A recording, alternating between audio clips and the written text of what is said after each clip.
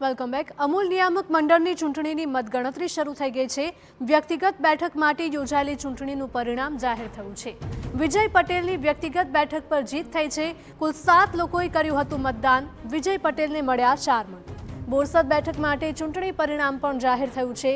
પૂર્વ ધારાસભ્ય રાજેન્દ્રસિંહ પરમાર વિજેતા થયા છે સાબિત. ત્યારે પેટલાદ બેઠક પર બીના તેજસ પટેલની પણ જીત થઈ છે.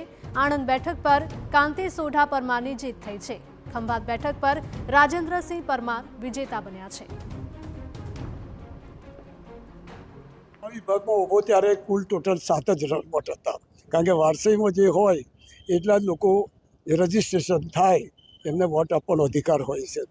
આમ તો 23નું લિસ્ટ છે, પણ જે ગુજરી ગયા એમનું રજીસ્ટ્રેશનમાં રદ થયું નથી, માટે 23 બોલે છે. પરંતુ હયાતીમાં જેને રજીસ્ટ્રેશન કરાયું એવા 7 જ હતા, અને 7માંથી વોટિંગ થતાં મને પોતાને 4 મત મળ્યા છે.